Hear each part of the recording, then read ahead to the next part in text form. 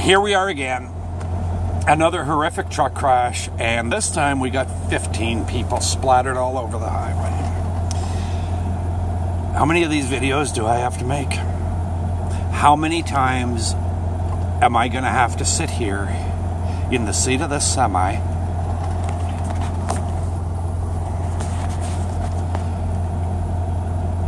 and say to the rest of you, what's it going to take to get you off your asses and demand from your leaders, your politicians, your MPs and your MPPs, demand that they do something? I actually saw a feed on social media today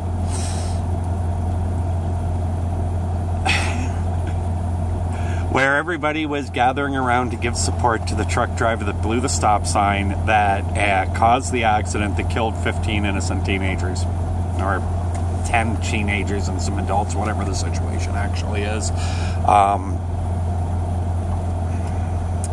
They're saying, you know, it's going to be tough for this truck driver and he needs support too. He blew a fucking stop sign. Pardon my French, I'll try to keep the swearing to a minimum here. He blew a stop sign. I don't know why he blew the stop sign. Maybe the sun was in his eyes. Possible. Well, if the sun was in his eyes, why wasn't he driving slower?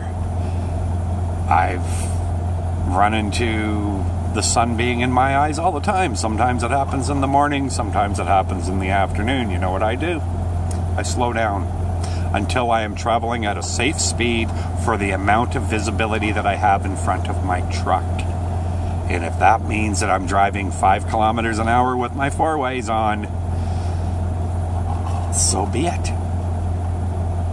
Yet to slam into anybody. Never run a stop sign in my life. Maybe there was a mechanical failure. No, there wasn't. How do you know that? Well, I don't actually know that, but if there was a mechanical failure that would have caused him to lose all of his brakes and he couldn't stop, well, there's something about trucks that I know that maybe you don't know. There's 2 air brake systems on the truck. You can't lose your brakes. You need air pressure to use your brakes, and if you lose the air pressure, your brakes apply. There's a safety feature in there. So he didn't lose his brakes. We don't know why he blew through the stop sign, but he's responsible. And what I'd like to know is, on a Friday afternoon, how many hours has this guy worked in the past few days? If he's like most truck drivers, by 5 o'clock in the afternoon, he's already put in 15 hours for that day. And on a Friday at 5 o'clock in the afternoon, he's probably worked somewhere between 65 and 80 hours since Monday morning.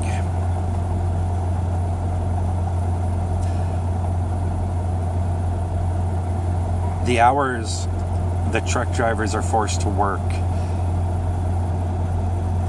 is beyond insane.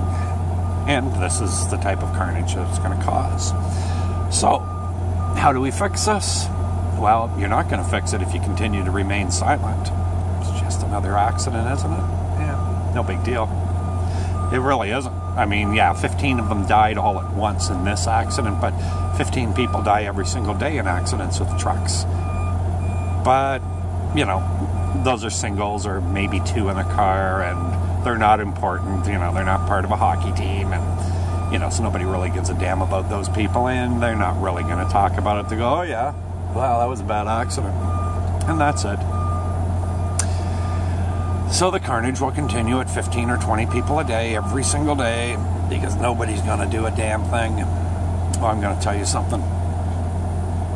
This stuff is not going to stop happening. it's going to continue to happen. These accidents are inevitable. When you have an industry where people are working 80, 90, 100 hours a week,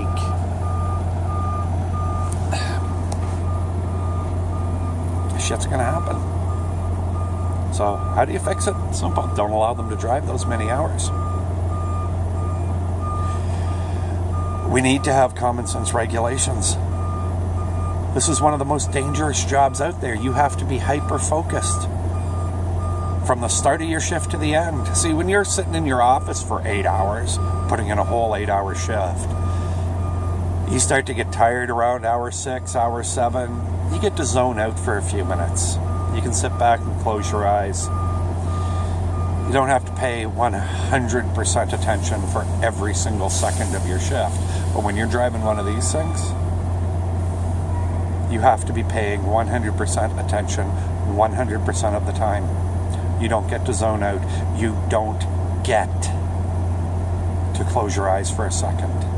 And don't give me this bullshit about, well, if you're tired, you can pull off the road. No, you can't. Oh, no, you can't.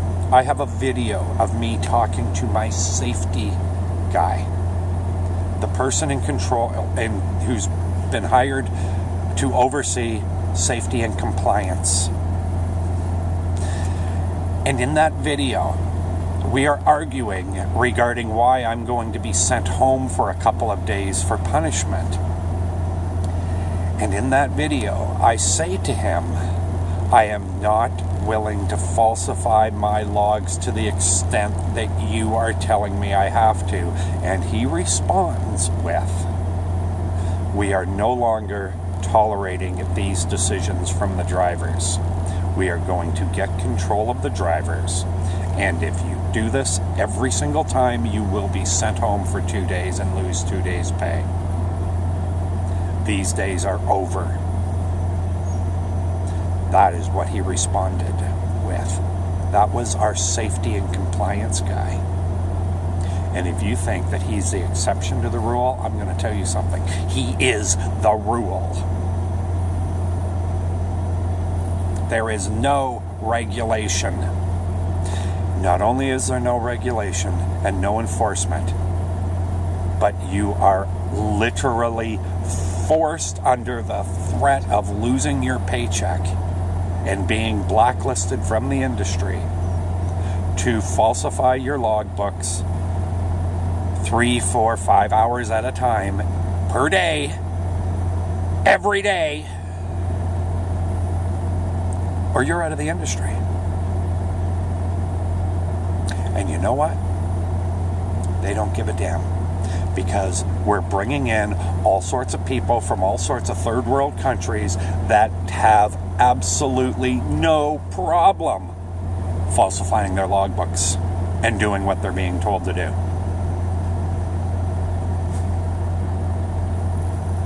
And this is the carnage that we have, and this is the carnage we are going to continue to have. We can't change this from inside the trucking industry. We can't. They don't listen to us. Drivers are a dime a dozen. The only way this is going to change is when people get fed up and they've had enough. And they call their MP and they call their MPP and they demand regulation in the trucking industry. It's a joke. How many times do I have to sit here and tell you that the regulations in the trucking industry are nothing but a joke? They're in place to pacify an ignorant public. It gives you the illusion that safety is a concern in the industry, but it is not a concern in the industry. And God help you if you don't play ball. I can't fix this problem from inside the goddamn industry.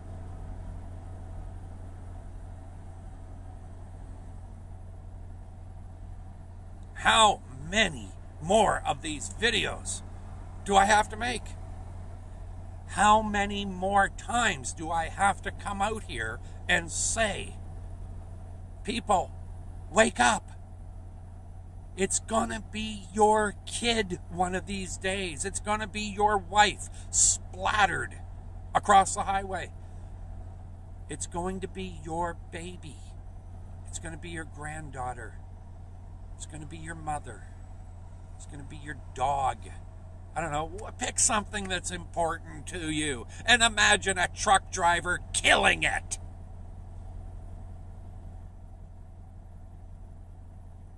Are you motivated enough now to do something?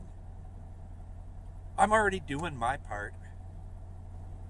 I'm letting you know from inside the industry what's really going on.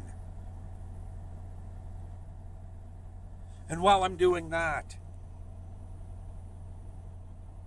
I'm working on my 26th year of driving these trucks. I'm getting close to 4 million miles without any accidents. But I'm going to tell you something, it's just dumb luck. There are so many times where I've almost killed somebody because of somebody doing something stupid out on the road. I don't want to kill anybody. So I'm doing a juggling act between trying to pacify my boss and keep my job and not be blacklisted from the industry, and keeping your family safe.